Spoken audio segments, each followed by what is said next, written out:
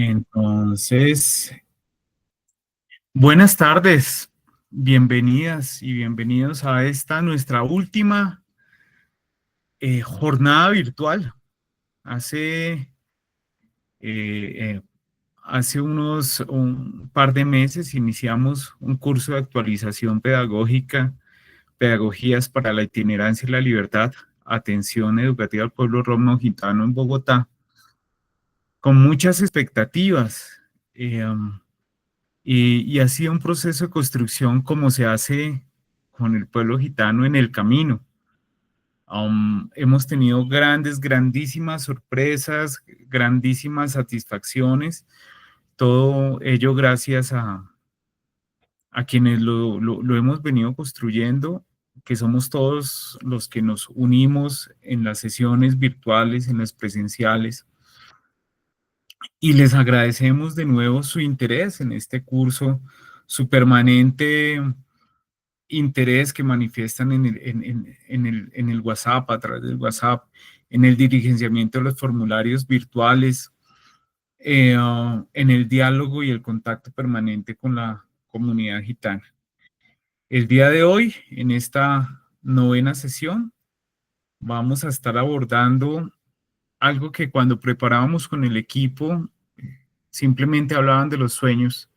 Por eso la sesión se llama Soñando la Educación que quieren y necesitan los gitanos, porque esas son las reflexiones del pueblo gitano y las propias de nosotros, ¿no? Entonces, la verdad, pues vamos a iniciar entonces sobre estas reflexiones. Como siempre, iniciamos con algunas preguntas, donde pues la idea es que nuestros sabedores nos puedan acompañar, nos puedan acompañar en sus reflexiones, ¿no? Pues al inicio y a lo largo de la jornada. Entonces, vamos a hablar de cómo sueñan ellos, la población gitana, esa educación y nosotros cómo nos la podemos imaginar también. Entonces, partimos de estas preguntas. ¿Qué educación sueñan los gitanos para su comunidad? ¿Qué escuelas necesitan los gitanos? ¿Qué podemos hacer en la escuela para brindar una atención pertinente culturalmente para la comunidad gitana? Y lo hablábamos y ellos quieren hablar de cada nivel, ¿no? Eh, en la educación inicial, el preescolar, la básica, la media. En las sesiones de preparación casi que es una jornada como estas y empezamos a pensar, a imaginar y a soñar. ¿Y cómo se puede interculturalizar la escuela para visibilizar y reconocer los aportes de la comunidad gitana?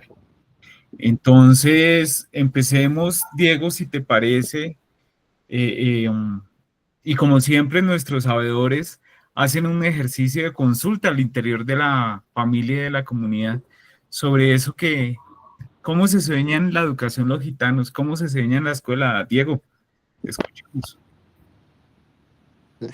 Buenas tardes. Te escuchamos bien, Diego, sigue. La pregunta principal, ¿cuál es? Perdón.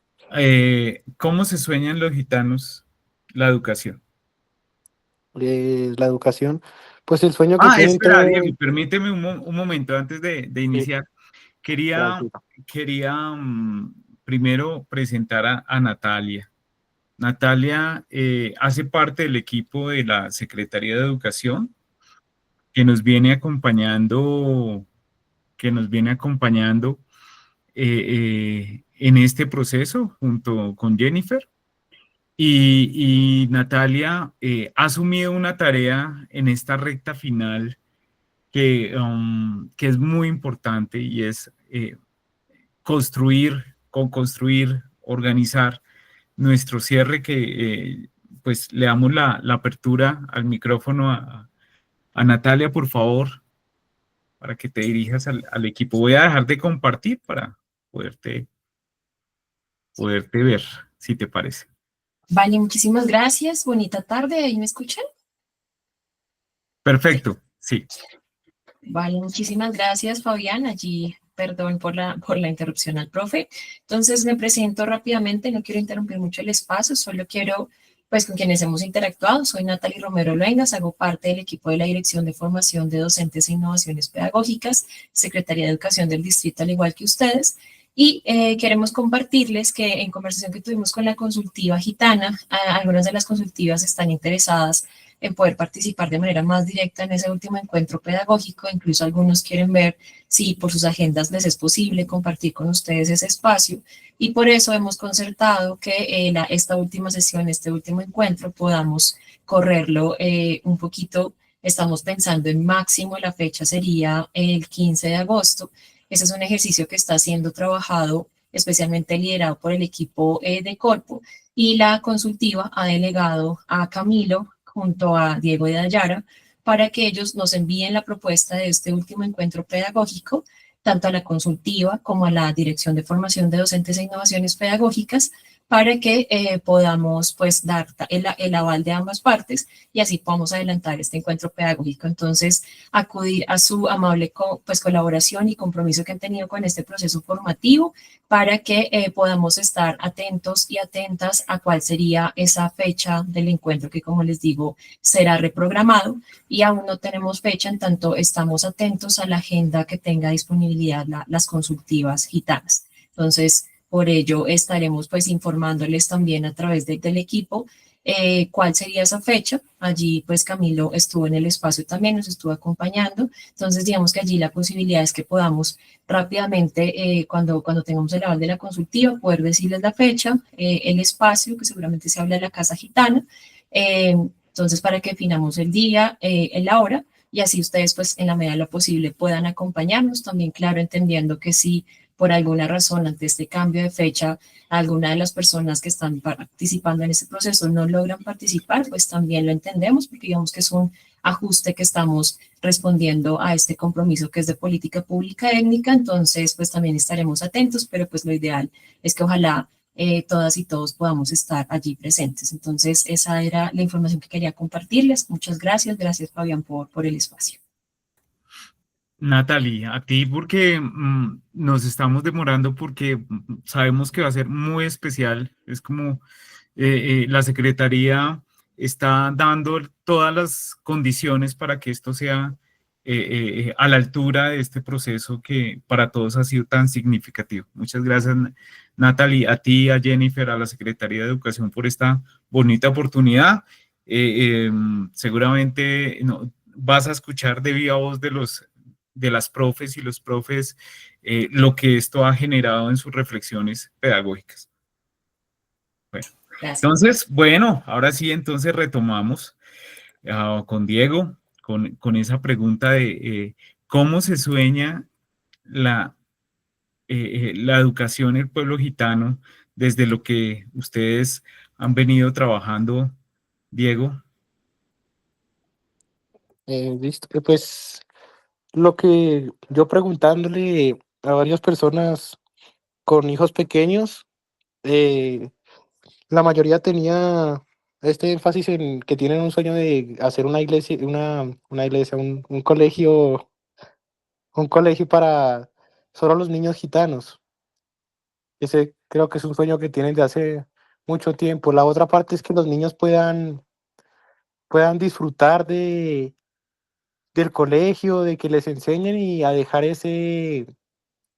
como ese miedo que tienen de ser alejados socialmente por el hecho de que son distintos o porque son gitanos o eso. O sea, las mamás tienen ese sueño de que los hijos puedan ir y ellos estén tranquilas de que no los van a molestar o esto, y que los niños también puedan terminar su estudio, porque varios niños gitanos los sacan del colegio a muy temprana edad debido a esto, a veces por la misma cultura de los padres que tampoco les gusta que estudien. Entonces yo creo que el sueño es que puedan terminar el colegio, que puedan graduarse, puedan ser profesionales, que dejen de sentirse algunos como que les da vergüenza ser gitanos, había escuchado a una profe que dijo que algunos niños no les da orgullo decir que son gitanos, les da pena, entonces que tengan ese orgullo de decir que son gitanos, que puedan terminar sus cursos a la edad que es, que mi abuela, como decía, terminó el colegio hace poco, hace 2 años, que sirve igual, pero se pierde en una etapa muy linda. Entonces yo creo que el sueño es ese.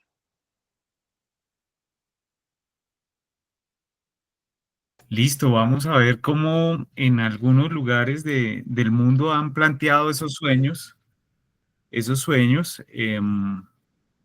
Entonces, pues, em,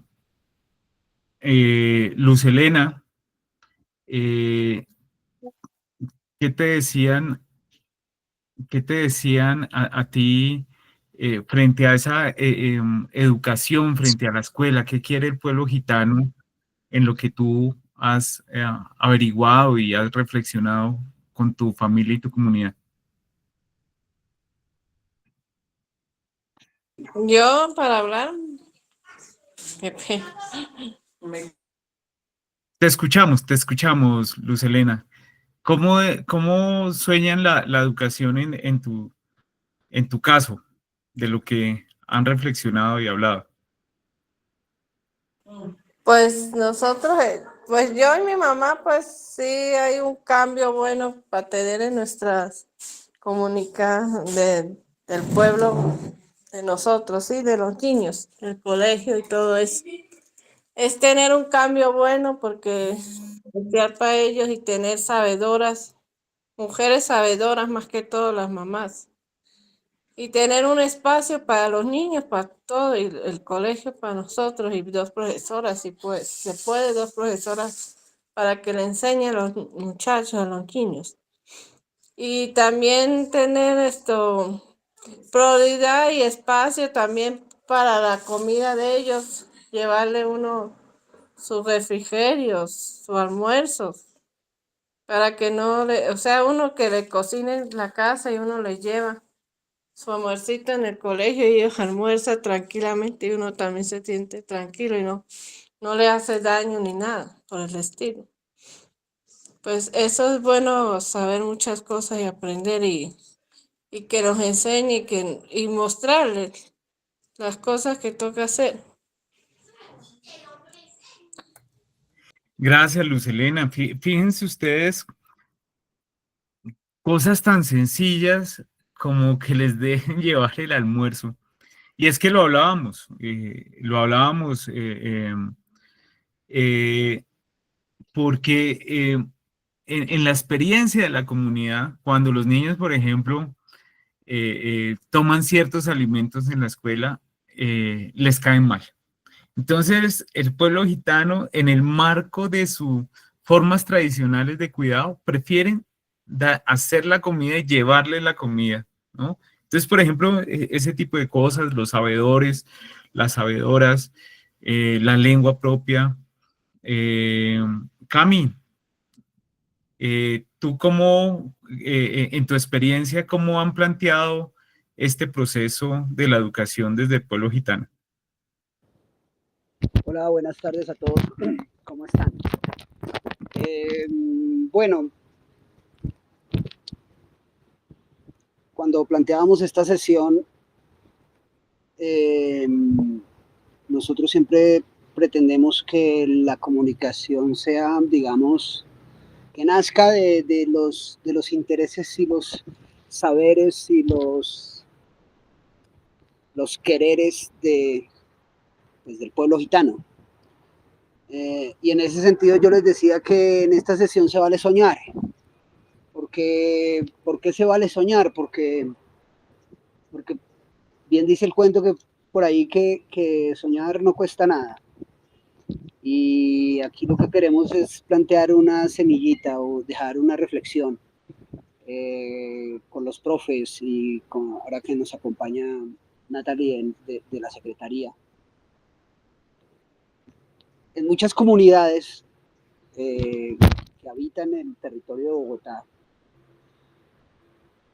ya se ha pensado y se ha iniciado procesos de interculturalidad, en los que, digamos, al menos en los primeros años, hay casas de cuidado que les permiten a las mamás tener la confianza de dejar al niño ahí, pensando siempre en que el principio es el respeto al enfoque diferencial, en ese sentido de que el niño no va a perder la tradición, no va a perder sus usos y costumbres, no se va a ver amilanado por el bullying, porque sucede, desafortunadamente sucede. Y entonces los niños en ese, digamos, en ese orden de ideas, y las mamás tienen esa tranquilidad. Cuando ahora que Luz Helena planteaba, digamos, lo de la alimentación, el tema pasa porque por ejemplo, pues es claro, vamos a ser honestos, digamos que la alimentación, el PAE no es, no tiene ningún tipo de enfoque. Y el tener y determinar, por ejemplo, ese tipo de cosas, son muy importantes para que la cultura perviva, para que las comunidades puedan y tengan una verdadera tranquilidad de que el espacio va a ser una cosa intercultural, es decir, que se van a aprender a desarrollarse en ámbitos de la sociedad mayoritaria, pero que van a permanecer el interés sobre su cultura y sobre su pueblo. Entonces les decía que se valía soñar y que les decía que pensáramos en grande, porque solamente soñando en grande se empiezan a dar los pasos, así sean pequeños. Entonces, digamos que en mi experiencia,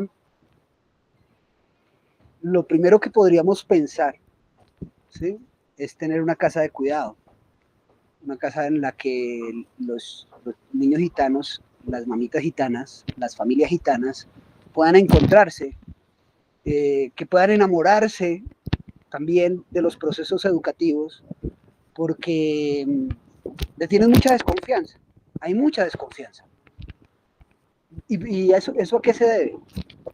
Voy a ponerlo en términos un poco crudos. El año pasado tal vez hubo más de 20 niños desescolarizados. ¿Y cuál fue la razón? Se venía trabajando con un colegio, el colegio dio pasos para que ese sueño de la interculturalidad se diera, y de un momento a otro el proceso se cae, termina, obligan a los niños a entrar a un colegio que no tienen ni idea ni siquiera de la existencia del pueblo gitano como una cuota de vecindad de su entorno físico. Es decir, llevan a un niño a un colegio distrital, y dentro de ese colegio distrital no hay una sola persona que conozca, no digo usos y costumbres, no digo sacono, digo que conozca de la existencia de ese pueblo en un barrio localizado en su entorno geográfico. Y entonces, pues ahí se genera la desconfianza. Salen 20 niños y pasó el año entero. Y los niños estuvieron desescolarizados un año entero. Niños que muy lentamente, con gran sacrificio y con mucho trabajo, se habían mantenido un añito tras otro durante 2, 3, 4 años en la escolarización, y el proceso se pierde. Entonces, más allá, por ejemplo, lo que yo invito es a que se piense desde nosotros, desde los profes, de el interés que debe existir y la manera en la que debemos pensarnos, no solo como personas, sino cómo influimos dentro de las instituciones para que exista una verdadera conciencia del valor y la riqueza que es que existan pueblos étnicos en Bogotá, en este caso el pueblo rom. Es difícil cuando existe como ese tipo de procesos que la gente retome la confianza. Es más fácil tomar la confianza desde el principio, pero luego es como en la amistad o como en el amor, ¿no? Es fácil confiar en el primer enamoramiento, pero cuando hay un tipo de alejamiento, después retomar esa confianza es mucho más difícil. Y para el pueblo gitano ha sido muy difícil creer en esto, precisamente porque los procesos se ven truncados. Entonces, la invitación es a pensar esto más allá de un proceso de, no sé, de los 4 años que dura una alcaldía o un gobierno, o una forma de asumir una secretaría, o una forma de asumir nuestra realidad como docentes. Es muy importante que entendamos que esos procesos toman mucho tiempo y que el hecho de abandonarlos es demasiado costoso, no solamente para el pueblo, porque puede ser que desde la institucionalidad veamos que esto es un problema del pueblo, pero no, esto en realidad es un problema en este caso es un problema de ciudad, y a nivel legal es un problema constitucional, no puede haber un niño desescolarizado, ¿sí? Cualquier persona diría, no, pues allá, no sé, en el Guainía, pueden haber niños en Bogotá. En Bogotá eso es una mancha para los procesos educativos y para nosotros como docentes debería ser una mancha. No pueden haber niños desescolarizados en Bogotá, sean quienes sean niños gitanos, sean niños de escasos recursos, no pueden haber niños desescolarizados en Bogotá. Yo de arrancada diría eso, Fabián. Gracias, Camilo. Efectivamente, y esto lo unimos con las políticas de atención en el mundo, ¿no? Pues la Convención de los Derechos del Niño pues garantiza que todos a recibir una educación sin discriminación, ¿no? Para el pueblo gitano en específico, desde finales del siglo XX, diversos organismos han venido construyendo y promoviendo el reconocimiento de la identidad cultural en el proceso educativo. Por supuesto, tenemos la Declaración Universal de los Derechos Humanos, que establece la educación como un derecho fundamental, el Convenio 169 de la OIT y todo aquel que empiece a caminar en los procesos de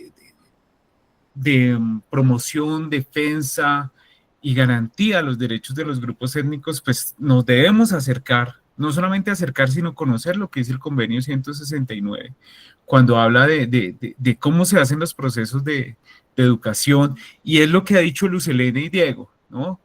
En términos de participación de la comunidad, y Camilo, participación de la comunidad, definición de sus propias prioridades, los sabedores, el uso de la lengua, el reconocimiento, la no discriminación. En Europa, en el 1992, se retomaron el tema de la protección de la lengua romaní en la educación, porque o si no, y lo veíamos desde la sesión 1, estaríamos en un proceso de asimilación, ¿no? Donde se deja de hablar su lengua materna, en Colombia lengua nativa, y se adopta otra lengua, ya sea el italiano o el español o el inglés, ¿no? O la lengua de la población mayoritaria, como a veces se dice. Por supuesto, hubo una década, del 2005 al 2015, donde varios países en Europa decidieron mejorar la educación y la calidad de vida del pueblo romo. Vamos a ver algunos procesos de manera un poco general, cómo se han dado los procesos de atención educativa en varios países. Esto con miras de seguir perfilando las iniciativas, que con eso terminaremos la sesión del día de hoy, sus iniciativas de atención. Algunos docentes ya han hecho acciones que son significativas en su contexto, ¿no? Aquí, con esto queríamos darles un poco más de contexto, algunas ideas, si a bien lo tienen. En España hay toda una serie de organizaciones que vienen pensando de manera muy fuerte en los últimos 20 años la educación del pueblo gitano. Y ellos han identificado 6 problemáticas. Ahí hay una consejería de educación para la atención del pueblo gitano, entre otras porque, como lo hemos hablado en su momento, pues hay bastante población. Pero esto se debe garantizar, haya uno o haya millones, ¿no? Un poco en la línea que Camilo lo mencionaba. Y esas problemáticas tienen que ver con el acceso a la escuela, permanencia, convivencia, calidad, familia y relaciones de género. Por ejemplo, acceso, pues tenemos que tener la suficiente oferta, ¿no? Camilo lo decía, pues en el país no debería haber ningún niño que queriendo estudiar no pueda hacerlo. Permanencia, Camilo también mencionaba, estos son datos de las comunidades, 20 niños fueron desescolarizados porque el sistema, por alguna razón, no le brindó la respuesta que ellos esperaban. Los temas de convivencia, este es un tema que lo hablábamos con Luz Helena y mencionaba, no, es que es muy complejo porque a los niños les hacen bullying, los tratan mal, a pesar de los grandes esfuerzos de la legislación en relación a la convivencia, en relación a lo que hace en Bogotá, que tiene una oficina destinada para ello, pues a veces como que eso no es suficiente. A la calidad, que tiene que ver con obtener tanto lo que la comunidad quiere como la expectativa de la sociedad. Por supuesto, las relaciones con la familia. Por ejemplo, en el caso de España, en el 70% de las familias nunca han solicitado una entrevista con el profesor. Entonces, el niño o la niña gitana pues está solo, claro. Entonces, ¿qué se debe hacer? Pues trabajar con las familias, y eso se hace de manera articulada con los representantes de cada lugar, por ejemplo. Y las relaciones de género, porque, por ejemplo, en España, el abandono y el éxito escolar están feminizados. ¿En qué sentido? En que desertan más las niñas, un poco por lo que hemos hablado, también por los momentos de vida, pero también las niñas son las que más se gradúan, ¿no? Entonces, pues, eso hace parte de las reflexiones que las políticas deben tener. En España, así rápidamente, esto es solamente para mencionarlo, ha habido como 4 momentos de las políticas educativas. Una etapa voluntarista se llama, porque ingresaban voluntariamente a la escuela tradicional y regular. Después vino una etapa institucional, donde empezaron a generar un proceso de atención que se llamaban las escuelas puente, y escuelas en los barrios de población exclusivamente gitana. Como lo hemos hablado en varios momentos en este curso de actualización, en España hay barrios de población gitana, no porque quieran solamente mantenerse, sino porque ha habido procesos de exclusión muy fuertes que hacen que se construyan guetos en las ciudades, formas de protección, de resistencia también en esos lugares. Hay una etapa de normalización. Fíjense ustedes la palabra normalización. ¿Quién la pone? ¿Por qué vamos a volver a alguien normal? Y entonces, ¿pero cuál es la oferta? Escuelas mayoritarias y públicas. La mayoría de las veces en la historia, sin procesos de lo que hablaba Camilo, de enfoque diferencial, como se dice en Colombia, de perspectiva de educación intercultural o de educación inclusiva, que tendrían el mismo objetivo, aunque pueden tener sus diferencias conceptuales, hemos explorado algunas, pero la idea es, digamos, aceptar, respetar y celebrar la diversidad étnica y cultural. Y en los últimos años, desde los 90, en España, se parecen mucho los sistemas, han promovido la diversidad. En España también se alcanzan a identificar procesos donde la política ha sido dejar a los gitanos de manera de manera segregada. Este es un tema que lo mencionaba Diego cuando dice, no, queremos un colegio solo para gitanos. Claro, eso tiene un sentido y una explicación desde la comunidad. Puede tener otros sentidos desde la educación intercultural, desde las posibilidades de intercambio. Las experiencias con las escuelas no han sido del todo buenas. Este es un proceso que cuando vayamos cerrando es una innovación en política pública. Es decir, entre otras profes, los profes que están activos en este proceso van a ser los primeros que van a ser certificados en la reflexión, en procesos de atención educativa al pueblo gitano. No hay otros profesores en Colombia que vayan a tener ese reconocimiento, entre otros. Para decirles, en Brasil ha habido un proceso también de bastante discriminación, y vuelvo y lo decimos, cuando el pueblo gitano desconfía un poco de la sociedad mayoritaria, es porque toda esta historia que les estoy contando sigue pesando en ellos, ¿no? Desde la Segunda Guerra Mundial, desde antes, desde la esclavización histórica, pero es lo que han vivido y es lo que comparten como pueblo, ¿no? De 1930 al 2002 hubo una invisibilidad forzada, es decir, castigaban por hablar en romaní, castigaban porque no comprendían cómo no se normalizaban, ¿no? Ese es un término bastante fuerte. En el 2002 en Brasil, que recordemos puede haber entre 800.000 y 1.000.000 de gitanos, empieza un proceso, un periodo de lucha por el reconocimiento de los derechos, proceso que se consolida del 2010 en adelante, donde ya empiezan a establecer procesos de atención diferencial. Pero uno leyendo, yo diría que aquí estamos, a pesar de todo, un poco más adelantados en las reflexiones. Sería muy importante pensar más adelante en un diálogo, y Natalie y Jennifer, que nos están escuchando, y ojalá con el ministerio, pensar en un intercambio de diálogo con los gitanos de allá a través de los respectivos ministerios y con ustedes, profes, sobre cómo se ve esto.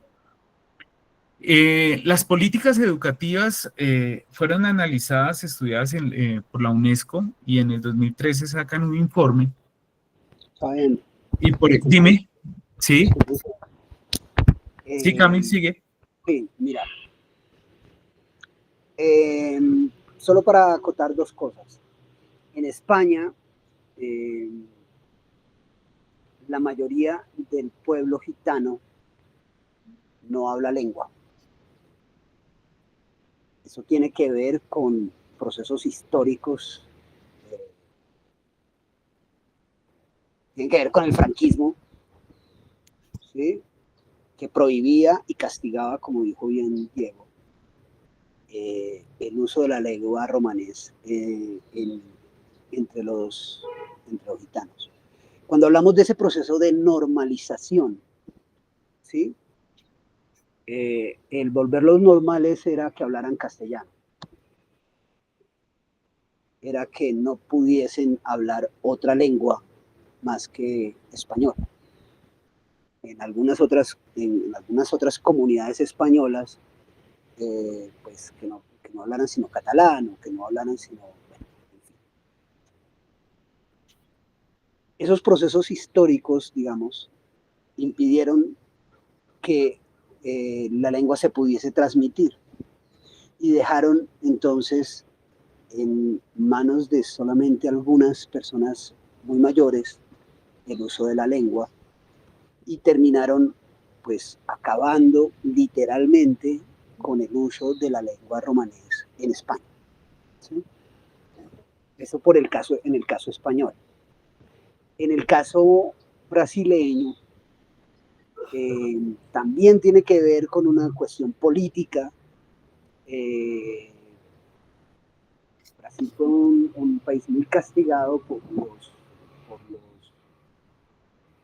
gobiernos militares, que también castigaban el uso de la lengua. Y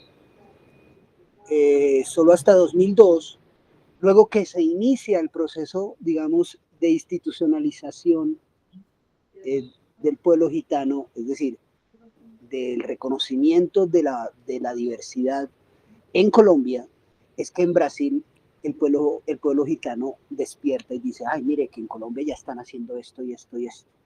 Y por eso solamente hasta 2002 empieza a haber, digamos, un debate serio sobre la comunidad gitana brasileña.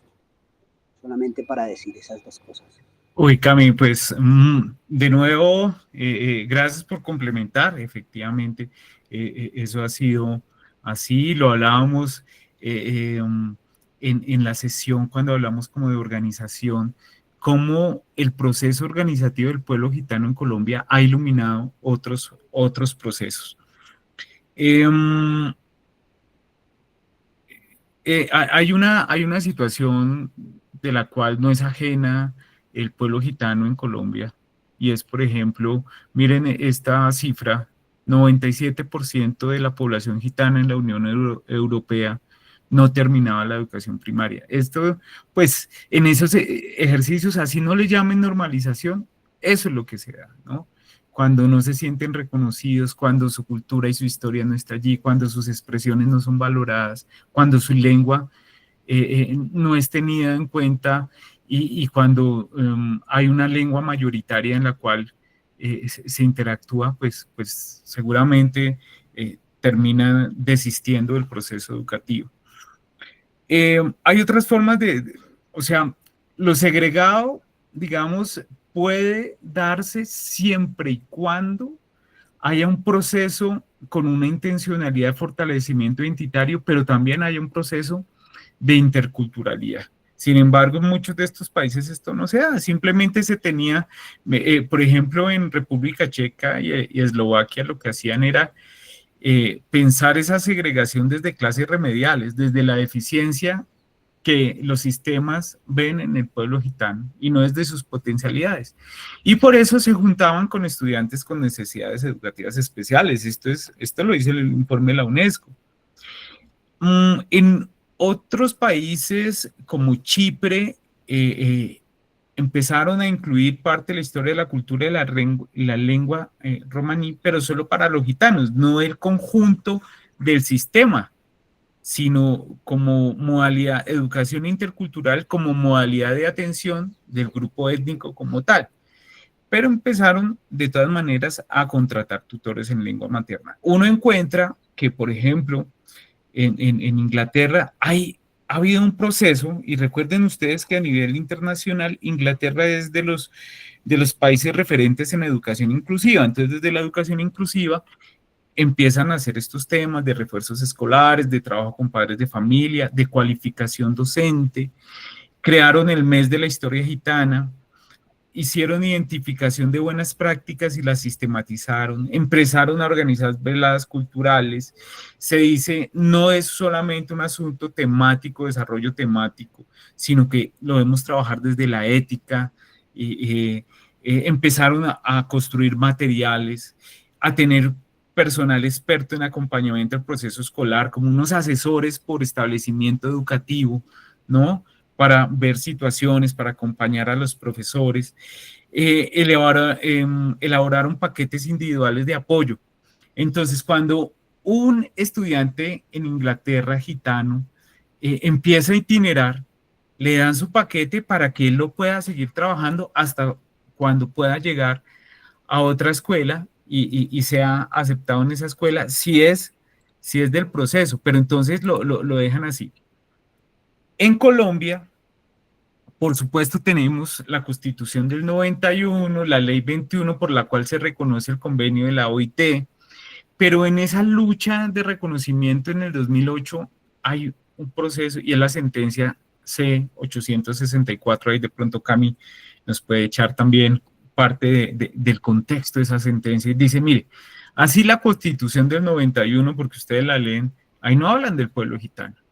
El pueblo gitano hace todo un proceso de lucha, establece la sentencia y logra que sea reconocido, y por eso en el 2010 aparece el decreto 2957, que es el marco normativo para la protección integral de los derechos del pueblo gitano. Por supuesto, también está la ley 1381, que es la ley de lenguas de protección, preservación y fortalecimiento de las lenguas. Yo no sé, Cami, si quisieras ahí contarnos algo de ese proceso de lucha y reconocimiento. Bueno, sí, digamos que podríamos establecer que la Constitución abre la puerta porque, digamos, aunque no hay una cuestión específica sobre el pueblo gitano, sí lo reconoce como parte de nuestra diversidad cultural. Entonces, pero solamente hasta, como dices tú, después de un proceso muy largo de trabajo organizativo, de organizarse en compainas, de establecer, digamos, los vínculos que esas compainas tendrán con los gobiernos locales y con las entidades territoriales que marcan, digamos, los procesos donde se mueven los gitanos, se llega a una cosa muy especial que es esta, por ejemplo, esta ley de lenguas. La ley de lenguas ya establece la Chip romaní como como parte del patrimonio cultural simbólico del país. Y entonces en ese marco pues ya se puede entrar a debatir. Y es algo muy importante. Ahorita hablábamos sobre cómo los gitanos españoles perdieron la lengua. Cuando hay un reconocimiento institucional sobre la lengua, sobre la Chip, hay un reconocimiento tácito de la cultura misma. Sí, es decir, aquí dice más o menos el censo de 2018 que hay alrededor de 7.000 gitanos en Colombia, que es una cifra mentirosa y variable, porque así como hay a veces 7.000, puede que un año terminen siendo solo 5.000 y puede que el siguiente año haya 9.000, porque pues este es un pueblo itinerante que se mueve. Entonces, el hecho de reconocer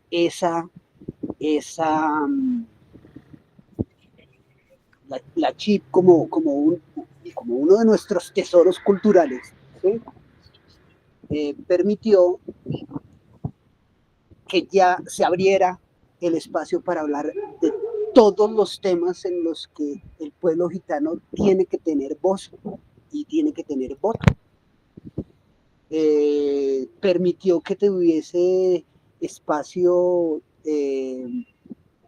todo su acervo cultural, el reconocimiento del sacono, la pervivencia de sus maneras de itinerar y de permanecer. Permitió también el reconocimiento de la Chip, ¿sí? Que se dieran procesos, por ejemplo, para el reconocimiento del pueblo gitano como víctima del conflicto armado, porque los pueblos étnicos han sido duramente castigados por el conflicto, tremendamente castigados por el conflicto, porque los pueblos étnicos pues han sido históricamente invisibilizados. Y si hablamos, por ejemplo, de que pueden invisibilizar a los afro, que pueden ser 14 o 15 millones de colombianos, y los pueden invisibilizar completamente, pues ¿qué hablamos de 5.000 o de 7.000? ¿Sí? Y entonces el hecho de que se hayan reconocido, por ejemplo, la SHIC, y lo haya permitió que se diera la discusión de cómo el conflicto incidió de manera negativa en el proceso y en la pervivencia del pueblo gitano, y cómo el conflicto terminó con procesos que llevaban siglos en Colombia, en el que el gitano se movía libremente por el territorio sin tener sin ser señalados o ser discriminados por su manera de hablar, o por su manera de celebrar, o por su manera de en fin, el reconocimiento, estos reconocimientos, el que se da en 2008 con la sentencia C-864, y el reconocimiento del 2010 de la ley de lenguas, hicieron visible al pueblo, para todo, para todo. Gracias, Cami. Listo. Y fíjense ustedes que creo que la única ciudad, el único ente territorial que además de que empieza a desarrollar esas políticas de reconocimiento, pues es Bogotá, de nuevo, ¿no? Y que cuenta con el decreto 582 del 2011, donde establece la importancia de la educación para la preservación de la identidad del grupo étnico gitano, y que habla de implementar procesos pedagógicos que reconozcan, respeten los usos y costumbres y valores propios del pueblo gitano, ¿no?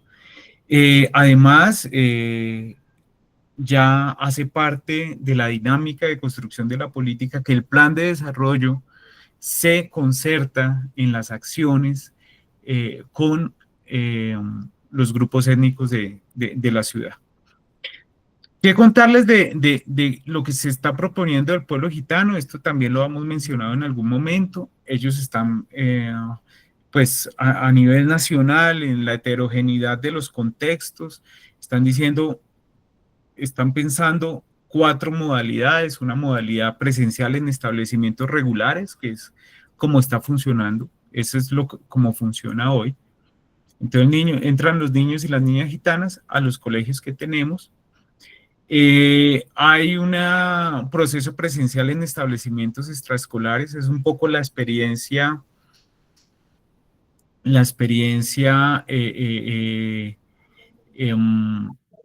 por ejemplo, en la que estuvo Luz Helena, que también hemos hablado. Dime, ¿quién? ¿Va a hablar Luz Helena? ¿Aló? Okay. Bueno. ¿Te escuchamos y vas a hablar, o porfa cierra el micrófono? Creo que se le abrió a Luz Helena. No sé quién. Ah, la profe. Ya. Se abrió un micrófono, lo acabo de cerrar, pero si me piden la palabra, sí, cualquier caso. Están pensando lo virtual también en algunos contextos para el nivel básico de secundaria. Comentarles que la educación virtual para menores de edad no está reconocida en Colombia. Eso tiene que haber una concertación con el ministerio y un proceso mixto donde haya una parte virtual y otra presencial, donde lo presencial pues tenga que ver con las comunidades. Hay unas ventajas y unas desventajas que ha analizado el pueblo gitano frente a lo presencial en establecimientos. Hablemos de las ventajas, que es una forma de acceso, la principal forma de atención. Que la permanencia depende, pues, no solamente, pues, depende del interés de las personas, de las familias, pero también las condiciones. Creo que en eso Camilo lo ha mencionado muy bien, y Diego y Luz Helena han mencionado algunos aspectos, que se necesita diseñar contenidos que incluyan su historia, tradiciones y valores. Entre otras, las presentaciones hasta este momento, pues no es que hayan textos. Nosotros hablamos, eh, eh, revisamos los textos, hacemos investigación y pues un ejercicio similar se necesitaría para hablar de todos estos temas que hemos hablado en estas nuevas sesiones. Pero necesitamos textos que puedan llegarle a maestros y a maestras, que puedan orientar una visión lo más completa e integral posible. En la sesión pasada también fue muy interesante analizar las representaciones, cómo representan al pueblo gitano. Todo eso hace parte de procesos de investigación que no están y que necesitamos. Por supuesto, lo que es el proceso de pertinencia en relación a la flexibilización e inclusión territorial. Dicho esto, y entrando en las, tenemos un producto final, profes. Ahí está, digamos, cuando salimos a vacaciones, bueno, salieron ustedes a vacaciones. Digamos, volvimos a retomar esto, hay un formulario eh, les pedimos que diligencien antes del cierre, de nuestro cierre presencial, donde básicamente son estos puntos, el tipo de iniciativa.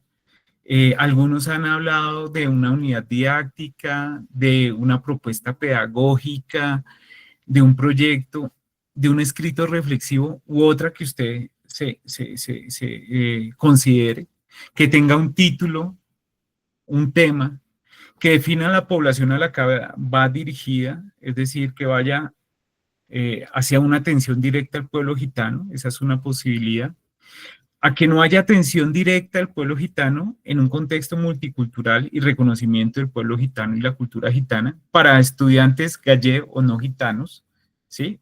O que sea mixto, ¿no? Entonces ustedes necesitamos que nos definan eso, son cosas muy sencillas, que tenga un objetivo general, unos objetivos específicos y una propuesta de actividades. Como lo hemos dicho, con la formulación tenemos, sabiendo que muchos de ustedes ya han podido avanzar en estos procesos. Ahí en el formulario ustedes van a ver anexos y evidencias. Eso es algo opcional porque sabemos que algunos han hecho actividades, entonces si nos quieren regalar un par de fotografías que solamente para tenerlas como referencia, eso sería. Dicho esto, profes, abrimos los micrófonos para escucharlos con todo esto que hemos trabajado en estas nuevas sesiones, en las dos presenciales. A propósito del nombre de este curso, ¿qué implicaría una pedagogía para la itinerancia y la libertad? Y si tienen preguntas sobre ese producto final, pues ahí estamos en el WhatsApp o en esta sesión. Entonces los escuchamos. ¿Quién quisiera hacer una primera reflexión sobre qué implica una pedagogía para la itinerancia y la libertad? Si nos comentan sus iniciativas, también estaría bien. Los escuchamos.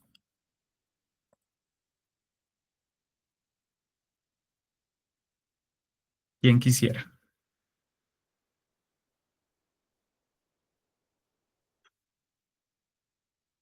Abiertos los micrófonos.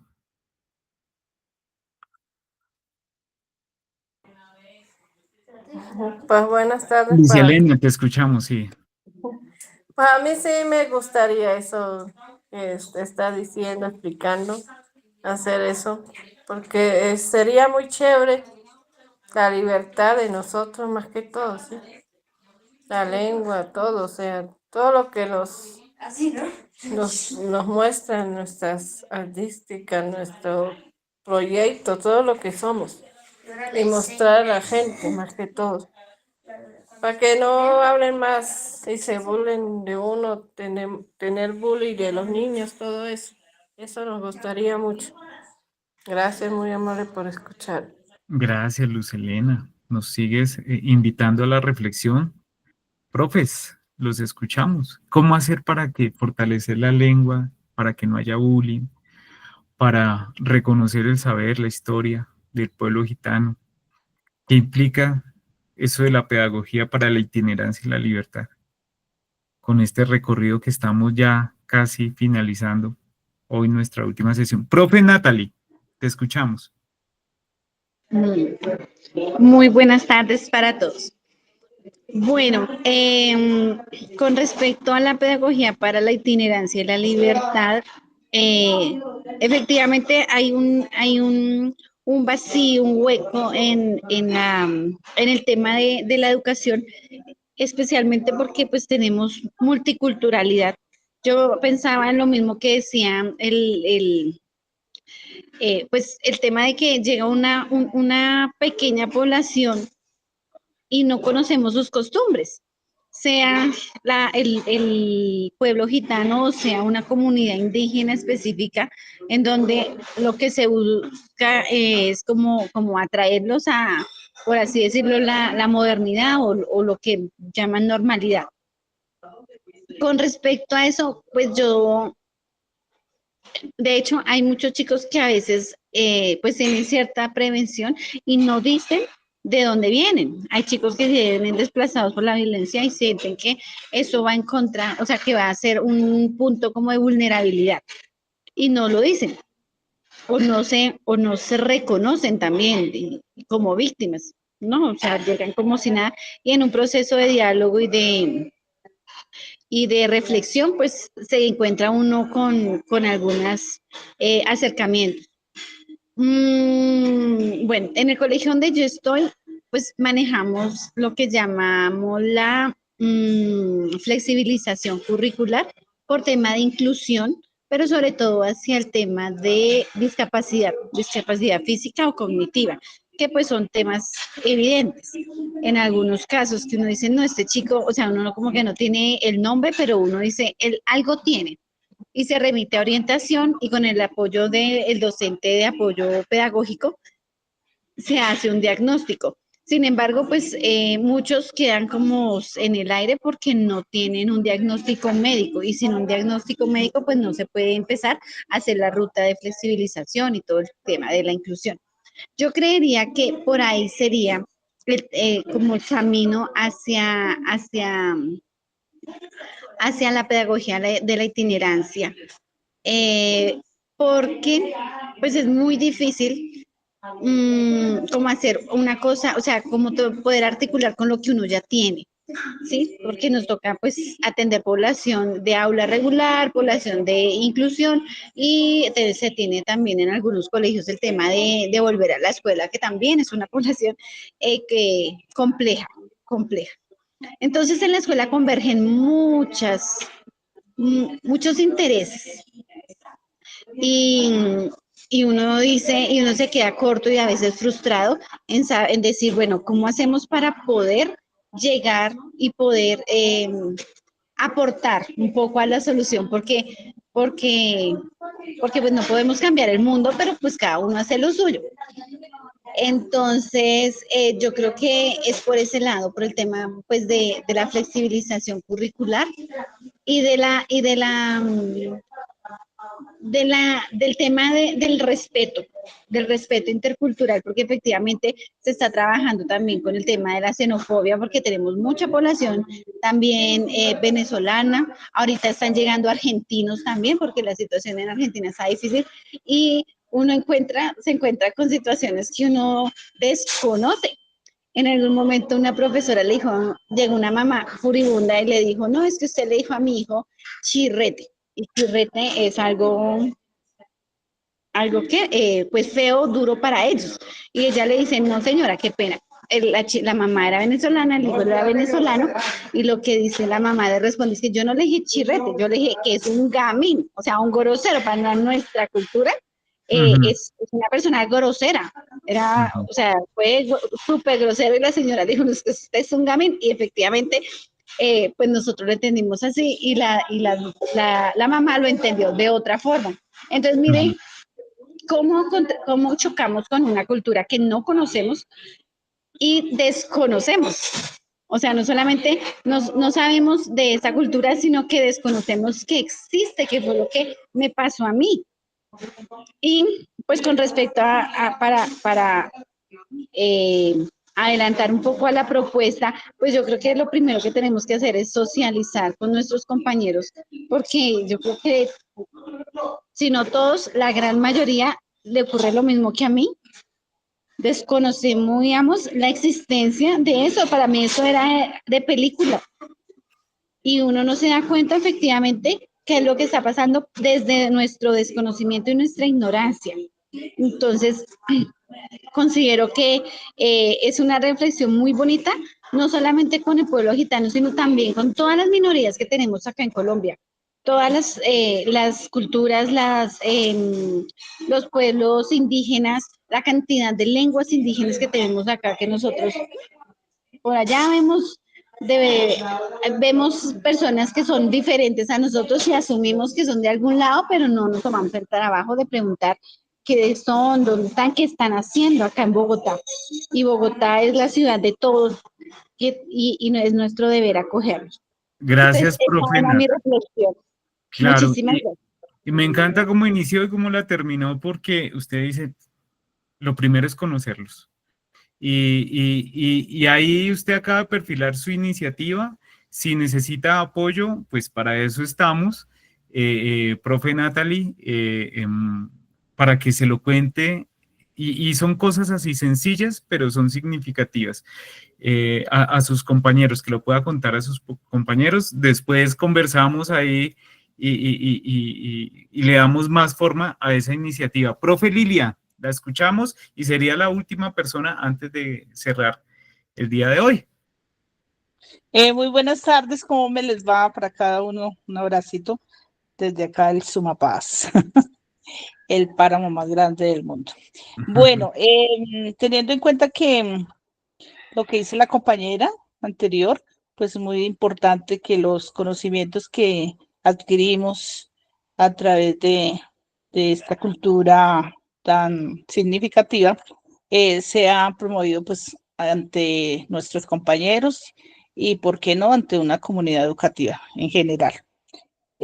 Por otro lado, lo de la pedagogía, pues realmente es como a través, yo se me aplica escuchándoles, primero pues flexibilizar lo del currículo, ¿cierto? Sería una de las alternativas que también lo dijo la compañera, y otra de pronto a través de una cátedra, así como la cátedra de la paz, la cátedra de los afrodescendientes. Entonces, ¿cómo a través de esta cátedra se da a conocer mucho lo que es en sí la cultura roma? Teniendo en cuenta que cada cultura pues tiene sus mitos, sus dichos, sus vocabularios, su forma de vivir y todo esto, de vestir y todo lo demás, para que sea una educación incluyente, ¿no? Muchas gracias. Gracias, profesora Lilia. Aprovechando que esta es la última vez, yo no sé, pues antes de que nos volvamos a ver, igual mantenemos el grupo de WhatsApp activo y ahí, como lo decía Natalie, les estaremos informando el día del cierre.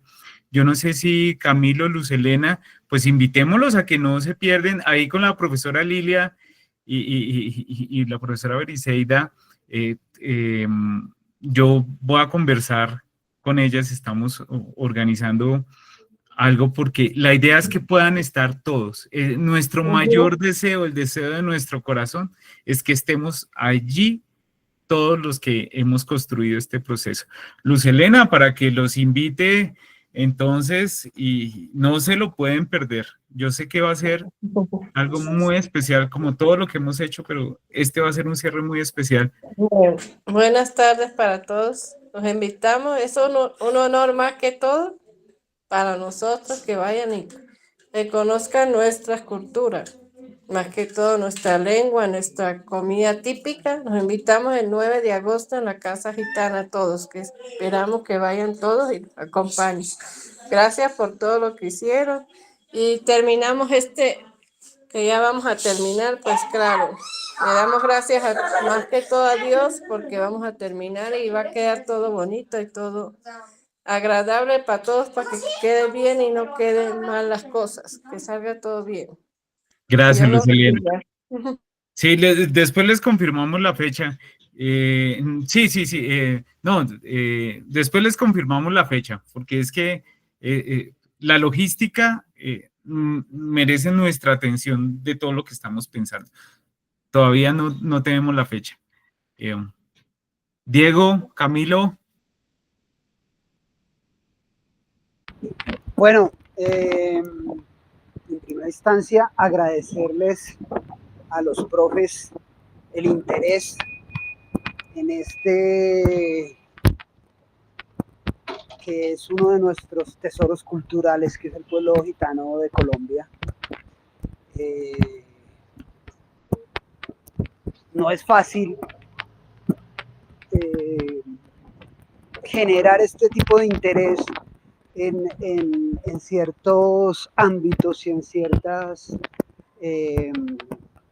subdivisiones de nuestra sociedad mayoritaria, pero el hecho de que hayan 15, 20 personas que hayan tenido el compromiso de asistir a estas sesiones, de estar con nosotros, de tener un oído abierto y dispuesto para reconocer al otro, pues lo llena uno de esperanza esto. La invitación a los profes es a que se conviertan en multiplicadores, que sean ellos los que hagan que sus compañeros, que sus otros iguales se interesen en esto, en reconocer la diversidad de nuestro país, en reconocer que aquí cabemos todos. Como dijo la profe, Bogotá es la ciudad de todos y tiene que ser la ciudad de todos, y entre más personas conozcan esto, pues va a ser mucho mejor para nuestra democracia, para nuestra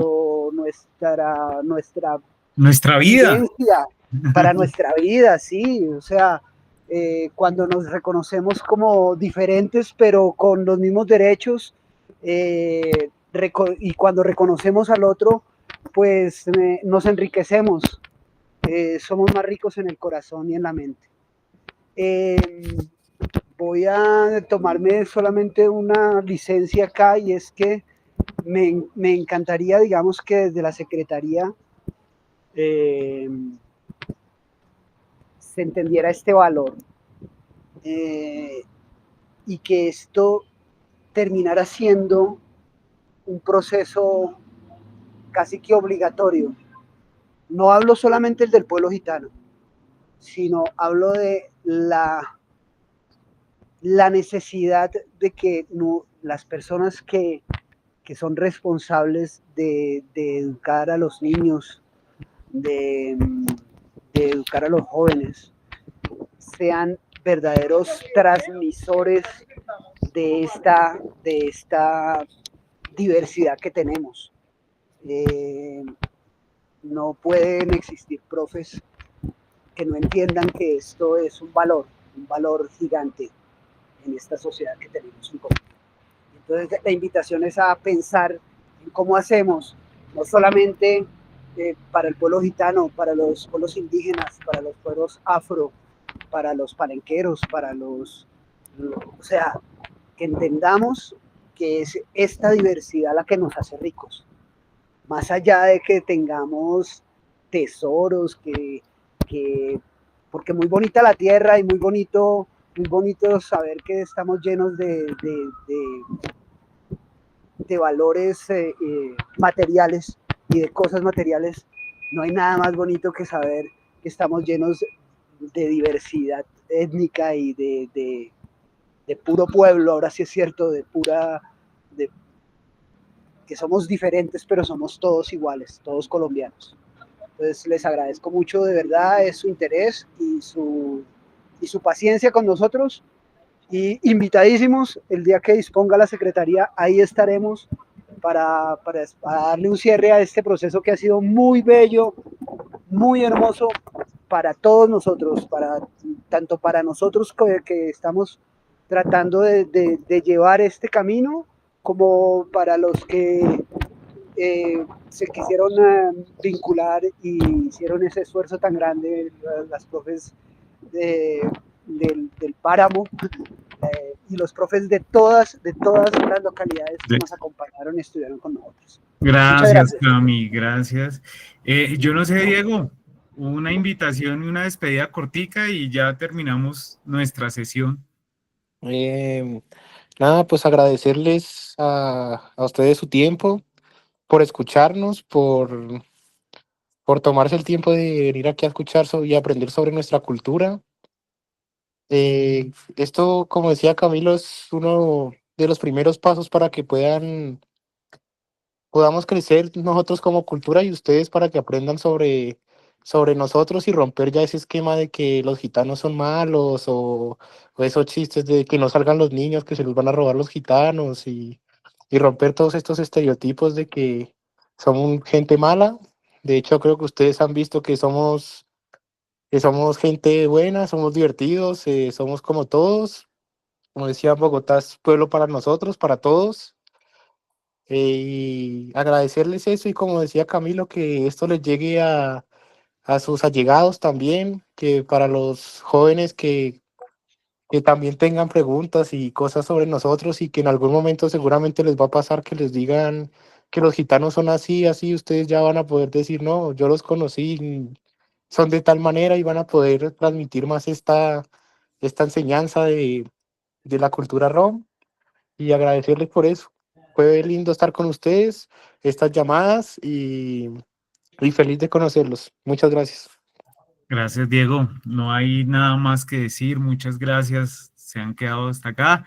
Nos vemos presencialmente para cerrar este proceso como nos lo merecemos y como se lo merece el pueblo gitano. Un abrazo para todos. Hasta pronto. Gracias, buena tarde para todos. Gracias, hasta luego. Gracias, muy amable, feliz tarde. Gracias.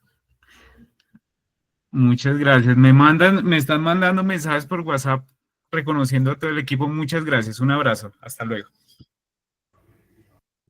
Chao, hasta luego, Dios lo bendiga, gracias. Te lo dijo la vez a la